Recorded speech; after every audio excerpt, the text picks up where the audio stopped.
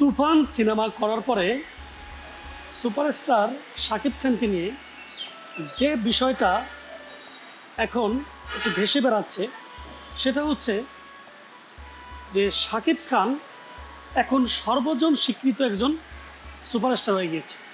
মানে আগে যেমন যদি কোনো একটা স্মার্ট ছেলে এবং মেয়েকে বলা হতো আপনার প্রিয় নায়ককে, যদি কেউ কোনো কারণে যদি বলে ফেলতো শাকিব খান, সেখানে কিন্তু তার মানে মান সম্মান নিয়ে বাঁচাটা কঠিন হতো।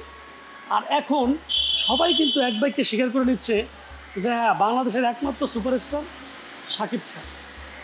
এই যে পরিবর্তনটা যে শাকিব খান ঘটালেন, এবং আগে যারা লজ্জা পেতেন যে শাকিব খান আমার প্রিয় নায়ক, তারা হঠাৎ করে যে বলছেন যে শাকিব খান আমার প্রিয় নায়ক, মানে অনেক হয়তো ভাবছেন যে মানুষগুলো এইভাবে মানে পরিবর্তন হয়ে গেল। হ্যাঁ, এই মানুষগুলো কিন্তু সমাজের জন্য দরকার আছে। কারণ সুপারস্টার শাকিব খান আগে যে সিনেমাগুলো করতো সেগুলো হয়তো তাদের কাছে মানসম্মত মনে হতো না, কিংবা অ্যাজ ইউজুয়াল একটা মানুষের সিনেমা মনে হতো। কিন্তু শাকিব খান এই যে যারা নিন্দুক ছিলেন, মানে যারা তাকে পছন্দ করতেন না, তো এই যে অপছন্দের মানুষগুলোর ক্রিটিসাইজ, এইগুলোকে তিনি খুব ভালোভাবে রিসিভ করেছেন, করে নিজেকে কিন্তু তিনি পরিবর্তন করেছেন।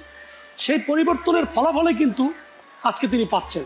আজকে তার সিনেমায় একটা দৃশ্যে কিন্তু অভিনয় করছেন মানে অনেক জাদরেল অভিনেতারা, যেটা কিন্তু মানে স্বপ্নেও ভাবা যায় না যে এরকম অভিনেতারা শাকিব খানের মুভিতে অভিনয় করতেন কিনা সন্দেহ, যদি আগের শাকিব খানের মুভি হতো।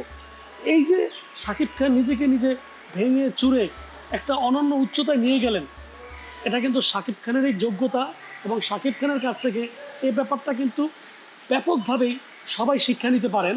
যে কেউ যদি আপনাকে নিয়ে কটাক্ষ করে কিংবা আপনাকে অপছন্দ করে, এটা শুনেই যদি আপনি শুধু বিতর্কে চলে যান যে হ্যাঁ তুমি অপছন্দ করো, তুমি কে?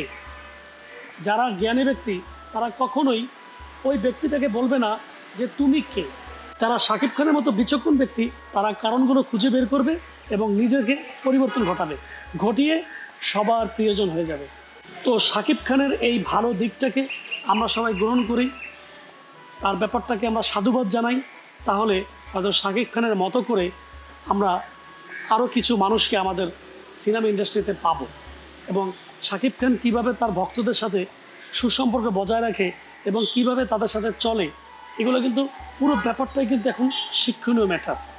শাকিব খান কিন্তু একদিনে তৈরি হননি, দীর্ঘদিন প্রচেষ্টা করে করে করে কিন্তু আজকের শাকিব খান।